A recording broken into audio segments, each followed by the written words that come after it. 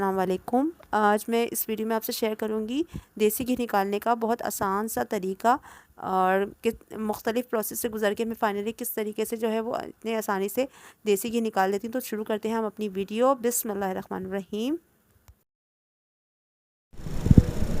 ये मलाई मैंने फ्रीज़ करके रखी है, तकरीबन 1 किलो के करीब होगी। 1 किलो से ही हम देसी घी बनाना जो है वो मैं आपको बताऊंगी किस तरह से मैं निकालती हूँ और कौन कौन से मैंने जो है वो इसमें तरीके इस्तेमाल किए हैं और फाइनली किस तरीके को आकर फिर अब मैं यूज़ करने लगी हूँ। तो जब ये मेल्ट हो जाएगा, अभी बिल्कुल ये बर्फ़ है, तो जब ये मेल्ट हो जाएगा तो फिर इसके बाद इसमें क्या प्रोसेस करना है, इसके मेल्ट होने का वेट करते हैं। हमने जो मलाई निकाल के रखी थी वो नरम पड़ चुकी है, तो अब हम इसको दूसरे बर्तन में पलट देंगे, बड़े बर्तन में।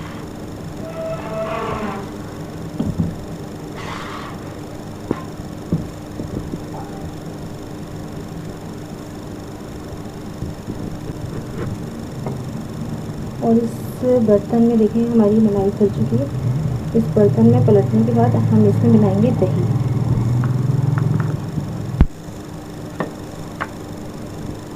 तकरीबन आधी प्याली के करीब हम इसमें दही डाल देंगे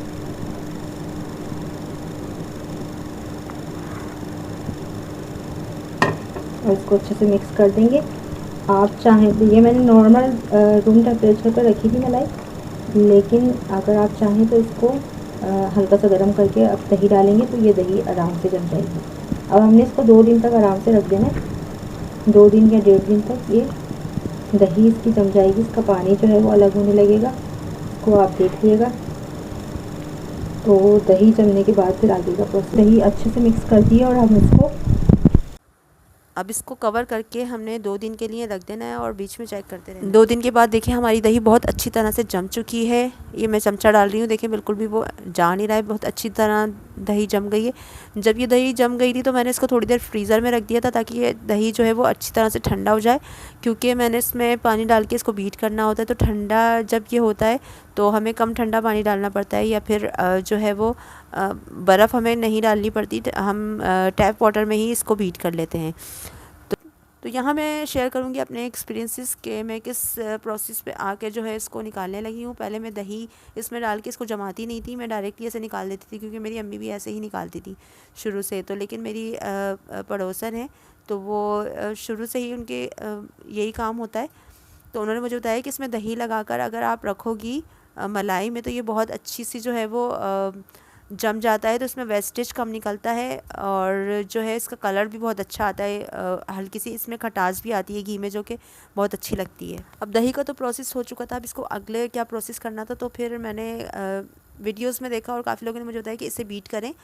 ये हैंड ब्लेंडर होता है, हाथ से जिससे बीट करते हैं उससे मक्खन बहुत अच्छी तरीके से ऊपर आ जाता है। लेकिन मैंने इसको पूरा पूरा दिन बीट किया, यानी 15 मिनट रुक के, 10 मिनट रुक के, आधा आधा घंटा बीट करा, लेकिन मेरा मक्खन इससे ऊपर नहीं आया। पता नहीं क्या मुझे इसमें प्रॉब्लम था। तो फिर मेरी पड़ोसन ने जो है वो मुझे मंदाकिनी मशीन होती है, उसमें ये जो होता है ये हैंड ब्लेंडर अटैच होता है, तो वो मुझे दी। लेकिन उसमें यह था कि वो मुँहबंद बर्तन में यही अटैच होता है।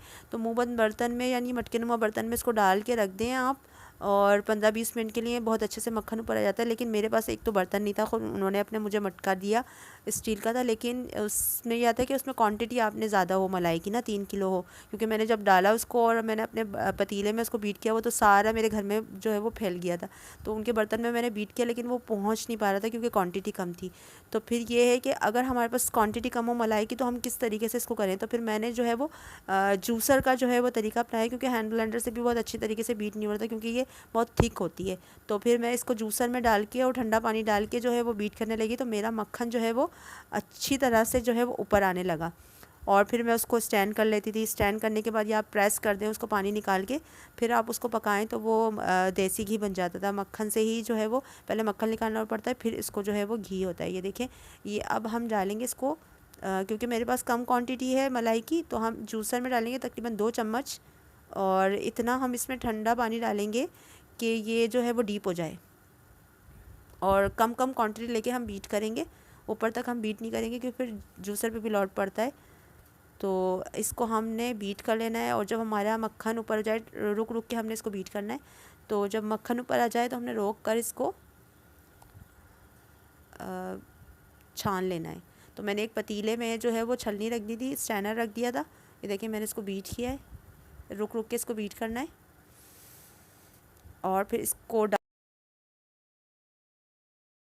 स्ट्रेनर में डालने का ये फ़ायदा होता है कि अगर हम इसको थोड़े वक्त के लिए रख दें तो इसका पानी जो है वो खुद ही आहिस्ता आहिस्ता जो है वो निकल जाता है। तो हमें प्रेस कम करना पड़ता है या इसको दबाना कम पड़ता है। तो ये देखें मैंने पतीले के इसको नीचे रखा है और ऊपर स्ट्रेनर लगाया है, तो हम इसको डाल देंगे। तो हम जब तक अपने सारी मलाई बीट करते रहेंगे तो इसका आधे से ज़्यादा पानी तो निकल ही चुका होता है। तो ये फ़ायदा होता है इसमें। और ये प्रोसेस तो बहुत लेंदी होता है, लेकिन इसमें ये किफ़ायत हो जाती है कि हमें मेहनत थोड़ी कम करना पड़ती है और हम कम क्वांटिटी में मलाई जमा करके इसको पर वीक या पर हर 15 दिन के बाद आसानी से निकाल सकते हैं। तो ये स्टैंड हो जाएगा जब तक हम सारी मलाई करेंगे, और जो पानी रह जाता है तो फिर उसको एंड में हम प्रेस करके इसका जितना भी पानी है निकाल लेंगे। और अगर नहीं भी निकलता है तो हमारी वेस्टेज तो वैसे ही बहुत कम हो जाती है, तो हम इसको ऐसे भी डाल सकते हैं, लेकिन हमारा कुकिंग टाइम जो है वो बढ़ जाता है। लेकिन अगर हमें कुकिंग टाइम अपना कम करना है तो इसका हमने अच्छी तरह से जो है दबा के पानी निकाल लेना होता है। तो इसी तरह से हमने सारा जो है वो मलाई को ठंडे पानी में बीट कर लेना है तकरीबन 2 से 3 मिनट के लिए, और इसको जो है वो स्ट्रेनर में डाल देना है। इस प्रोसेस में ये भी कर सकते हैं आप स्ट्रेनर में डाल के अगर आप उसको रख दें आधे घंटे के लिए तो पानी खुद ही निकल जाता है, आपको प्रेस भी नहीं करना पड़ेगा, क्योंकि बार बार फिर हाथ जो है वो ख़राब होते हैं तो फिर दूसरे काम करने में प्रॉब्लम होती है। तो लेकिन अगर आप जल्दी करना चाह रहे हैं तो उसको हाथ से फ़ौरन प्रेस करके आपने इसको फ़ौरन पकने के लिए डाल देना है। ये देखिए हमारा ये सारा मक्खन जो है वो ऊपर स्ट्रेनर में आ चुका है। तो अब इसको जो है वो हमने इसकी कुकिंग स्टार्ट करनी है। ये देखिए हमारा जो है वो अच्छी तरीके से पानी निकल गया है, लेकिन फिर भी हमें एहतियातन इसको जो है वो चमचे की मदद से या हाथ की मदद से प्रेस कर लेंगे, जो एक्सेस पानी है वो भी निकल जाए। तो फिर हमने इसकी मज़ीद जो है वो कुकिंग स्टार्ट करनी है। देखें पानी जो है वो काफ़ी हद तक निकल चुका है, और ऐसे प्रेस करते जाएंगे तो पानी जो भी होगा अंदर वो निकलता रहेगा। और मक्खन जो है वो हमारा सारा ऊपर आ चुका है। ऊपर यानी कि हमने स्ट्रेनर में ही रखा हुआ है तो ऊपर ही है हमारा। कुकिंग के लिए हम एक खुले मुंह का बर्तन लेंगे या बड़ा पैन लेंगे और इसमें अपना सारा जो है वो मक्खन डाल देंगे। मक्खन डालने के बाद हम इसको तेज़ आंच पे थोड़ी देर पकाएंगे ताकि इसका पानी जो है वो जल्दी से लूज़ हो जाए।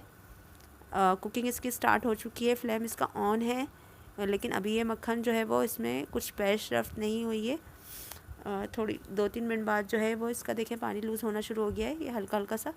और चाहें आप खड़े हों तो उसको तेज़ आंच पे करके आप पकाएंगे, वरना इसको धीमी आंच पे रख के आप आधे घंटा छोड़ दें तो जब भी इसका जो है वो मक्खन ऊपर आना शुरू हो जाता है। ये देखें ये पूरा लूज़ हो चुका है। और ये जो पानी हमारे पास बचा था, हमने जब छाना था नीचे जो पानी निकला था, ये दही का पानी होता है, इसको हमने फेंकना नहीं है, इसको हमने यूज़ करना है कुकिंग में। इसकी बहुत अच्छी सी जो है वो कड़ी बनती है। अभी मैंने इसकी कड़ी बनाई नहीं है, वरना मैं हाथ का जब घी निकाल रही थी कड़ी भी चढ़ा देती हूँ साथ साथ, लेकिन अभी रात का टाइम था तो मैंने कड़ी बनाना नहीं शुरू की थी। और इसको जो है आप सालन में भी दही के तौर पे यूज़ कर सकते हैं, कौरमे वगैरह में इसका जायका बहुत अच्छा आता है, क्योंकि इसमें जो है वो चिकनाहट का रेशो ज़्यादा होता है। तो आपको ऑयल या घी जो है वो कुकिंग में कम यूज़ कर सकते हैं। अब ये देखें हमारा अच्छे से जो है वो घी ऊपर आना शुरू हो चुका है, इसमें झाग आ रहे हैं, तो सही से आपको नज़र नहीं आ रहा होगा। आप तेज़ आंच पे इसको पकाएं तो ये फ़ौरन से जो है वो घी ऊपर आ जाता है। और इसका जो है वो मैंने क्योंकि रात का टाइम तो सही से प्रेस नहीं किया था तो इसका वेस्टेज ज़्यादा है। वैसे अगर मैं इसको सही से प्रेस करके डालती हूँ तो इसका वेस्टेज जो है वो कम होता है। देखिए हमारा घी तकरीबन ऊपर आ चुका है, तो हम इसका जो वेस्टेज है इसको ब्राउन होने तक पकाएंगे और फिर इसको छान कर हम पलटेंगे। देखिए मैंने थैलियाँ बांध के रख दी हैं उस पानी की, और मैं इसको बाद में कुकिंग में यूज़ करूँगी या बाद में कड़ी बनाऊँगी। तो आपने इसको बिल्कुल भी ज़ाया नहीं करना है, ये हमारे काम आने वाली चीज़ें हैं, ये हमारे काम आती है। आप चाहें तो उसमें चीनी और नमक डाल के इसको लस्सी के तौर पे भी पी सकते हैं। तो इसका जो है वो कौरमा भी बहुत अच्छा बनता है। और गोश्त के सालन में आप इसको इस्तेमाल करें तो आपको घी तेल भी कम इस्तेमाल करना पड़ेगा। ये देखें फाइनली हमारा घी जो है वो कंप्लीट हो चुका है इसकी कुकिंग प्रोसेस। और अब हमें इसको हल्का सा ठंडा करके फिर छान लेना है। और ये देखिए हमारा जो है कलर कितना अच्छा आ रहा है देसी घी का। ये आधा किलो का जो है वो मेरे पास बर्नी थी उसमें आया, और ये थोड़ा सा एक्स्ट्रा इसमें निकला है। Thanks for watching this video.